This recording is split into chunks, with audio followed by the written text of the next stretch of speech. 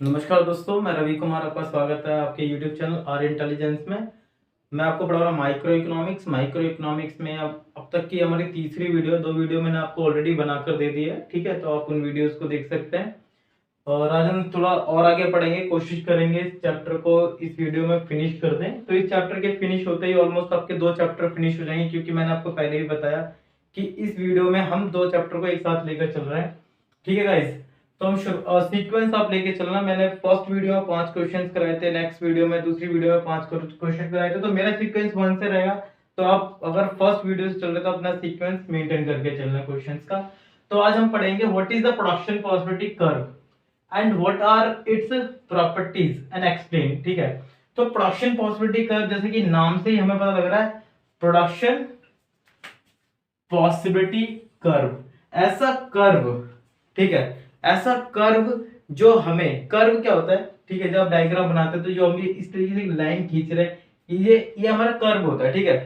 तो ऐसा कर्व जो हमें ये बताए कि हमारा प्रोडक्शन की पॉसिबिलिटी बताए कि हम पे रिसोर्सेज तो लिमिटेड है, लेकिन उन लिमिटेड रिसोर्सेज में हम कितना प्रोडक्शन कर सकते हैं।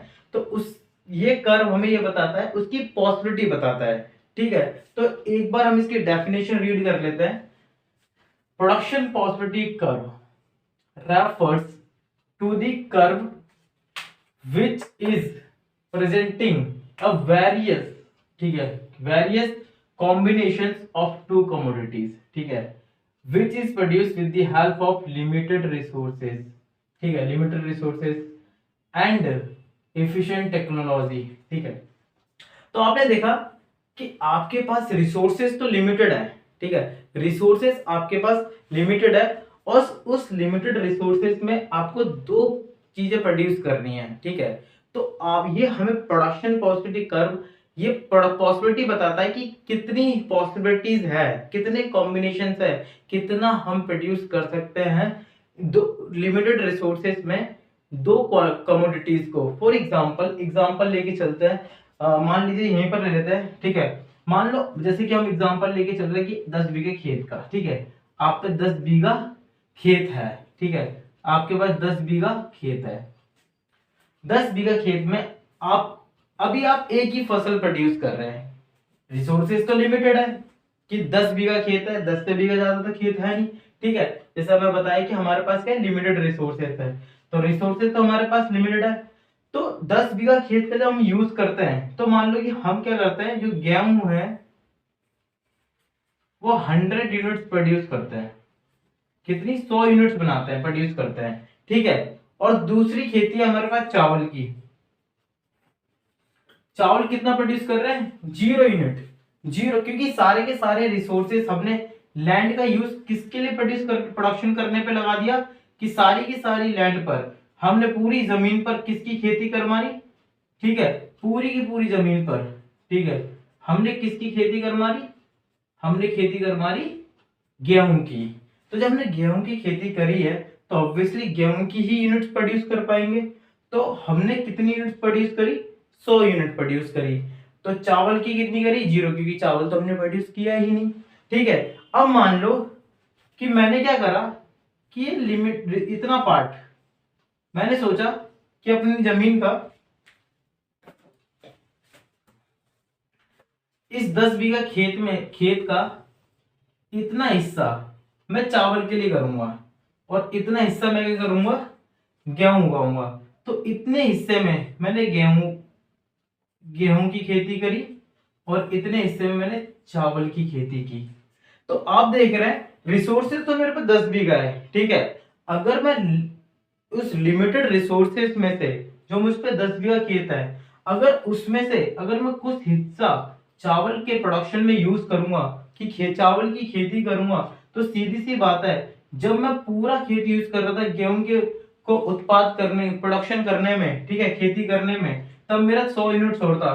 तो इसका मतलब यह है कि कुछ ना कुछ तो मेरा प्रोडक्शन कम होगा ही होगा। मान लो कि सब मैं 100 कर रहा था, तो अब मैं 90 यूनिट्स ही प्रोड्यूस करूंगा, ठीक है। और मान लो कि इसकी मेरी 1 यूनिट प्रोड्यूस करी, ठीक है। तो कहने का मतलब यह है कि जब मैंने 1 यूनिट इसकी प्रोड्यूस की, ठीक है, 1 यूनिट मैंने जब इसकी प्रोड्यूस की, तो मुझे गेहूं की कितनी यूनिट त्यागनी पड़ी, 10 यूनिट त्यागनी पड़ी। देख सकते हैं आप कि 10 यूनिट मुझे त्यागनी पड़ी। इसे बोलते हैं मार्जिनल अपॉर्चुनिटी कॉस्ट। ठीक है, अभी हम इसे विस्तार से पढ़ेंगे, समझेंगे। बस आप इतना समझ लो, इसे हम मार्जिनल अपॉर्चुनिटी कॉस्ट बोलते हैं। तो इस समय तो कुछ भी नहीं था, इस समय तो सिर्फ मैं गेहूं की खेती कर रहा था। लेकिन ये मार्जिनल अपॉर्चुनिटी कॉस्ट मैंने यहाँ से गिनी, क्योंकि जब मैंने इसका प्रोडक्शन करा तो मुझे 10 यूनिट्स को त्यागना पड़ा 1 यूनिट प्रोड्यूस करने के चावल की। ठीक है, अब क्या हुआ, मैंने सोचा कि नहीं, अब मैं ऐसा करता हूं कि मैं इतनी खेती करूंगा चावल की और इतनी करूंगा। तो अब मेरे रिसोर्सेज तो मेरे पास कोई 10 बीघा है। अगर मेरे पे 10 बीघा खेत है तो इसका मतलब क्या है कि अब मैंने चावल की खेती और बढ़ा दी। जब मैंने चावल की खेती और बढ़ा दी तो सीधी सी बात है, जो मैं 90 यूनिट प्रोड्यूस कर रहा था अब वो मेरी और भी कम हो जाएगी, और भी कम हो जाएगी। ठीक है, तो अब मैं 2 यूनिट तो इसकी प्रोड्यूस कर रहा हूँ। ठीक है, और 70 यूनिट किसकी प्रोड्यूस कर रहा हूँ, इसकी प्रोड्यूस कर रहा हूँ। तो पहले 90 कर रहा था और अब मैं कितनी कर रहा हूँ, 70। तो कितनी मैंने त्याग दी, 20 यूनिट। कितनी यूनिट प्रोड्यूस करने के लिए, 2 यूनिट प्रोड्यूस करने के लिए। ठीक है, 2 यूनिट प्रोड्यूस करने के लिए मैंने, तो इसी तरीके से मैं देख रहा हूं कि जैसे जैसे मैं इसका प्रोडक्शन इंक्रीज करूंगा तो इसका डिक्रीज होता चला जाएगा, डिक्रीज होता चला जाएगा। तो क्यों, क्योंकि रिसोर्स तो मेरे पास इतना ही है। तो यही क्या है, तो इसी से हम क्या बनाते हैं, प्रोडक्शन पॉसिबिलिटी कर्व। तो हम इससे प्रोडक्शन पॉसिबिलिटी कर्व बनाते हैं, जो कि हमें ये बताता है कि कितनी पॉसिबिलिटी है। इस तरीके से कर्व बनेगा ये। तो ये कर्व हमें बताता है कि अगर यहां मैं प्रोडक्शन कर रहा हूं तो इसकी कितनी यूनिट प्रोड्यूस कर पाऊंगा और कितनी प्रोडक्शन कर पाऊंगा इसकी। तो ये प्रोडक्शन पॉसिबिलिटी कर्व हमें बताता है कि कितनी यूनिट में गेहूं की प्रोड्यूस कर सकता हूं और कितनी में चावल की प्रोड्यूस कर सकता हूं। इतना आपको समझ में आया।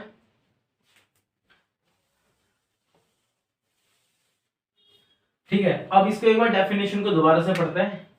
Production possibility curve refers to the curve which is presenting a various combinations. कितने भी कॉम्बिनेशंस बना लो ऑफ टू कमोडिटीज। ठीक है, रहेगा 10 बीघा खेती आपके पास और उसमें कितने भी कॉम्बिनेशन बना लो कि गेहूं की कितनी की भी चावल को जितना भी बढ़ा सकते हो बढ़ा दो तो गेहूं भी कम होता चला जाएगा। ठीक है, which is produced with the help of the limited resources, क्योंकि रिसोर्सेज तो आपके पास लिमिटेड ही है। एंड एफिशिएंट टेक्नोलॉजीज, और जो भी आपके टेक्नोलॉजी है, जो भी आप मशीन लेबर यूज करते हैं, ठीक है, रिसोर्सेज जो जमीन आपके पास वो लिमिटेड है। ओके, सो यहाँ पे एक एग्जांपल दिया है। ठीक है, ये एग्जांपल, ऐसे एग्जांपल आपको मेंशन करके लाना है। इंपॉर्टेंट क्वेश्चन है, पेपर में आने के बहुत ज्यादा चांस है इसके। तो आपको ये क्वेश्चन एज इट इज, अगर क्वेश्चन आता है तो डायरेक्टली ऐसे ही करके लाना है। ठीक है, मान लो कि हमने बीट लिया और राइफल ले लिया, मतलब गेहूं और राइफल लिया। ठीक है, जब मेरे पास जितने भी रिसोर्सेज थे तब मैं प्रोडक्शन कर रहा था सिर्फ और सिर्फ बीट का। ठीक है, गेहूं तो मैं 100 यूनिट प्रोड्यूस कर पा रहा था। राइफल पे मैं कोई भी जितने भी रिसोर्सेज थे सारे के सारे रिसोर्सेज किसके लिए यूज कर रहा था, बीट के प्रोडक्शन के लिए कर रहा था। जब मैंने ठीक है, तो मेरा एक कॉम्बिनेशन बना ए, मार्जिनल अपॉर्चुनिटी क्या है, नो कुछ भी नहीं होगी क्योंकि त्याग होता भी मैंने कुछ है ही नहीं ना। ठीक है, अब आता है बी, कॉम्बिनेशन बी। अब मैंने क्या करा, बीट मैंने जो रिसोर्सेज थे उसमें से थोड़े से रिसोर्सेज क्या करा, राइफल के प्रोडक्शन पे लगाए कि राइफल में प्रोड्यूस करूंगा। उसकी मैंने 1 यूनिट करी। और जब मैं पहले 100% रिसोर्सेज प्रोड्यूस का यूज कर रहा था बीट के प्रोडक्शन में, तब मैं कितना प्रोड्यूस कर पा रहा था, 100 यूनिट प्रोड्यूस कर पा रहा था। अब मैंने क्या करा कि मैंने बीट का प्रोडक्शन क्या करा, कम करा।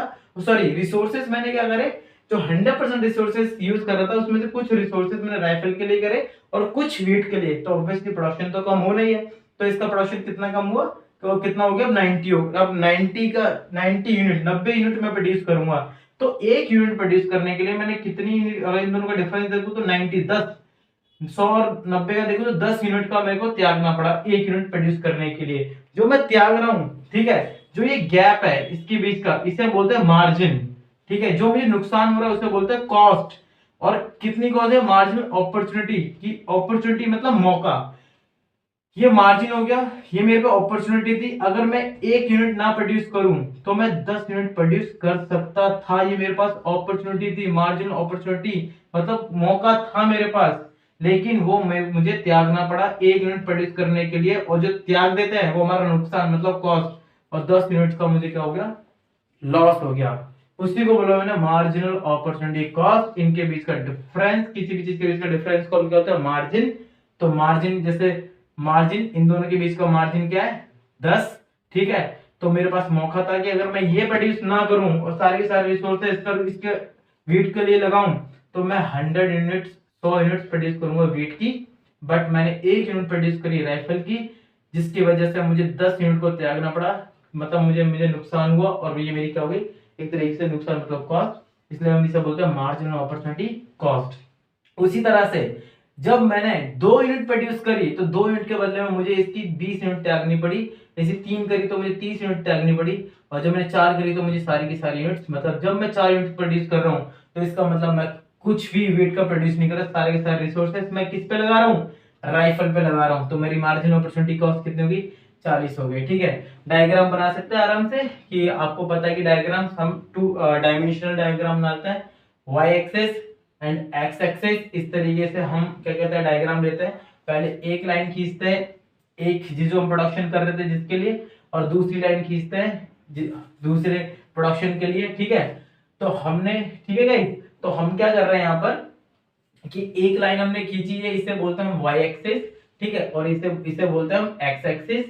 तो हमने क्या करा कि वीट के लिए हमने ये लाइन खींची क्योंकि हम वीट का प्रोडक्शन कर रहे हैं, और कौन सा प्रोडक्शन कर रहा है राइफल का, तो राइफल के लिए हमने एक्स की लाइन खींची, ठीक है।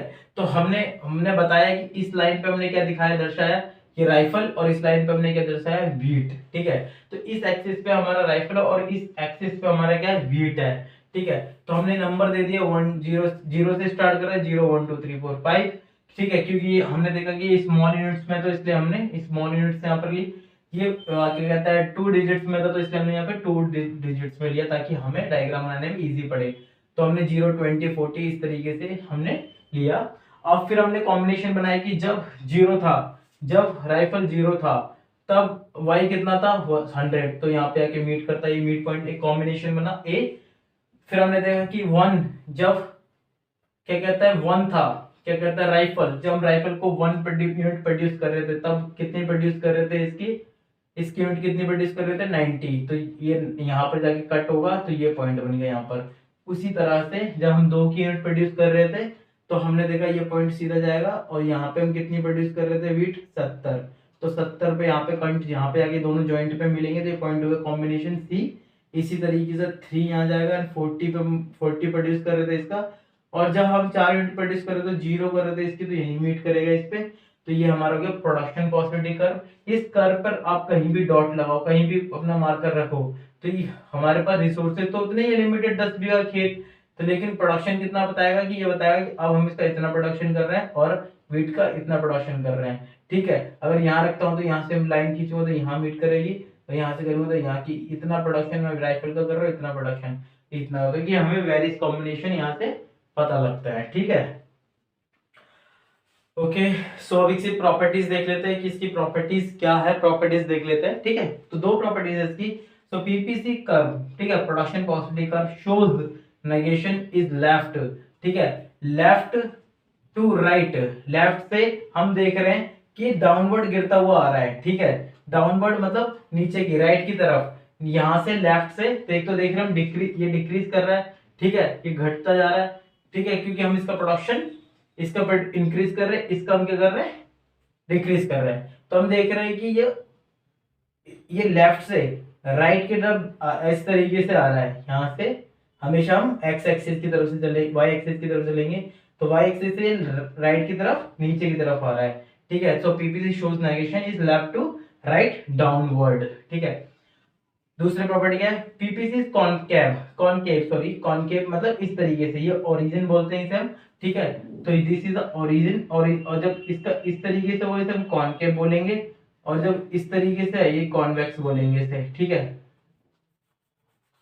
Okay, so PPC production possibility curve is the concave, देख रहे हो इस तरीके से बोल रहे हैं, ये यूं है तो इसे कॉनकेव, ठीक है, ओरिजिन टू द ओरिजिन, ये ओरिजिन है, ओरिजिन को because of sacrificed on commodity at a increasing rate, ठीक है, इंक्रीजिंग रेट। तो हम जितना भी इसमें डिक्रीज कर रहे हैं, देख रहे हैं आप, पहले हमने 10 डिक्रीज, इसका 10 सैक्रिफाइस किया था, फिर 20 करा, फिर 30 करा, तो इंक्रीजिंग रेट पे हम सैक्रिफाइस कर रहे हैं, वो हम यहाँ भी देख सकते हैं मार्जिनल अपॉर्चुनिटी कॉस्ट में, कि हमारा वेट डिक्रीज कर रहा है एट द इंक्रीजिंग रेट पे, ठीक है। तो हमारा व्हीट किस रेट पे कर रहा है decrease? At the increasing rate पे, क्योंकि हम देख रहे हैं कि हमारे इंक्रीज करता रहा है और ये हमारा डिक्रीज कर रहा है एट द इंक्रीजिंग रेट पे। तो PPC curve, production possibility curve is यहाँ इज कॉनकेव, इज लगा लेना यहाँ पे, is concave to the origin because of sacrificed on commodity at an increasing rate due to increase the production। क्यों क्यों क्यों ये डिक्रीज कर रहा है? क्योंकि हम इसका प्रोडक्शन इंक्रीज कर रहे हैं due to increase the production of another goods. Another good कौन सा? राइफल। और इंक्रीज, ठीक है, गुड्स। और क्या बोल सकते हैं इसे? और increasing marginal rate of transfer substitution, marginal rate of transfer substitution, MRTS. मतलब हम इसका प्रोडक्शन इंक्रीज कर रहे हैं, ठीक है, और इसका डिक्रीज कर रहे हैं कितना? 10, ठीक है। 10 यूनिट्स हम प्रोड्यूस कर रहे थे, बस 10 यूनिट्स को हमने किससे सब्स्टिट्यूट कर दिया? 1 यूनिट से सब्स्टिट्यूट कर दिया। सब्स्टिट्यूट कितने से कर दिया? सब्स्टिट्यूट का मतलब है रिप्लेस कर देना। तो हम कर सकते थे 1 फिर, ठीक है, तो उसके बदले में, ठीक है, हम कितना प्रोड्यूस कर रहे हैं? 1 यूनिट प्रोड्यूस कर रहे हैं 10 के बदले में। तो इसे बोलते हैं मार्जिन कितना था हमारा? 10 का, ठीक है। मार्जिन रेट बोलते हैं 10 मार्जिन रेट, ठीक है। ट्रांसफर मतलब कितना हमने उसके बदले में प्रोड्यूस करा, सब्स्टिट्यूट कितना करा इन प्लेस ऑफ 1, तो हम 1 प्रोड्यूस कर रहे हैं। तो इस बात को हम इस तरीके से भी कर सकते थे जो हमने ऊपर बात बोली है कि क्या एट द इंक्रीजिंग रेट, ठीक है, due to the increase the production of another goods, या हमने डायरेक्टली और increasing marginal rate of transfer substitution, जिसे हम जो है इंक्रीजिंग रेट, ये है, ठीक है गाइस। ये क्वेश्चन आपको समझ में आया? इसे नोट डाउन करें, काफी इंपॉर्टेंट क्वेश्चन है, एग्जाम में पूछा जाएगा, काफी चांस रहते हैं इसके आने के, ठीक है। एक अनदर क्वेश्चन देख लेते हैं। Explain the 3 condition of economy with the help of PPC. Production possibility curve से हमें तीनों कंडीशन बतानी है कि क्या 3 कंडीशन हम बना सकते हैं इकोनॉमी की। और प्रोडक्शन पॉसिबिलिटी कर्व क्या होता है? जैसे अभी हमने डिस्कस करा, प्रोडक्शन पॉसिबिलिटी कर्व वो कर्व होता है जो कि हमें ये बताता है कि हम कितना प्रोड्यूस कर सकते हैं, 2 कमोडिटी के कॉम्बिनेशंस बताता है कि एक कमोडिटी का अगर प्रोडक्शन करें दूसरे को कितना प्रोड्यूस कर सकते हैं, ठीक है। तो कॉम्बिनेशंस बताता है 2 कमोडिटीज के बीच में कि दोनों कमोडिटीज को हम के बीच में कितना प्रोड्यूस कर सकते हैं, ठीक है। तो हमने देखा कि ये हमारा पहले, ठीक है, तो हम यहाँ पे 3 कंडीशन बना सकते हैं। हो सकता है कि हम रिसोर्सेज का फुल यूटिलाइजेशन कर रहे हो, जैसे कि हमने उसमें पढ़ा था सेंट्रल प्रॉब्लम ऑफ इकोनॉमिक्स, तो हमने उसमें एलोकेशन ऑफ रिसोर्सेज देखा था, फुल यूटिलाइजेशन ऑफ रिसोर्सेज और डेवलपमेंटल रिसोर्सेज। तो यहाँ पर वो दोनों कंडीशंस हम देख सकते हैं, फुल यूटिलाइजेशन और डेवलपमेंट ऑफ रिसोर्सेज, ठीक है। तो या तो हम रिसोर्सेज का फुल यूटिलाइजेशन करेंगे, ठीक है, दोनों कमोडिटीज को प्रोड्यूस करने में, या उसका हम अंडर यूटिलाइजेशन करेंगे या ढंग से यूटिलाइजेशन नहीं कर पाएंगे, या हम उसको बहुत ही बेहतरीन, बहुत अच्छा यूटिलाइजेशन कर पाएंगे, एफिशिएंट यूज कर पाएंगे, इफेक्टिवली हम उसका यूज कर पाएंगे, और ताकि हमारा प्रोडक्शन भी ज्यादा होगा। तो 3 ही कंडीशन बनेगी, ठीक है। हमारे पास रिसोर्सेज थे जिसमें हमें पता था, पहले ये देख लेते हैं, हमारे पास 10 बीघा खेत है, 10 बीघा खेत में हमें 100 यूनिट प्रोड्यूस करनी है, ठीक है, क्योंकि 100 यूनिट हम प्रोड्यूस, सॉरी 10 बीघा खेत में हमें कितना प्रोड्यूस करना है? 100 यूनिट प्रोड्यूस करनी है, और 100 यूनिट हम प्रोड्यूस कर सकते हैं, इसकी कैपेसिटी इतनी की ये 100 यूनिट प्रोड्यूस कर सकता है, ये करेगा ही, ठीक है। तो हमने देखा कि हाँ ठीक है, हमने 100 यूनिट प्रोड्यूस करी, ये हमारा फुल यूटिलाइजेशन कंडीशन, सिचुएशन कौन सी होगी?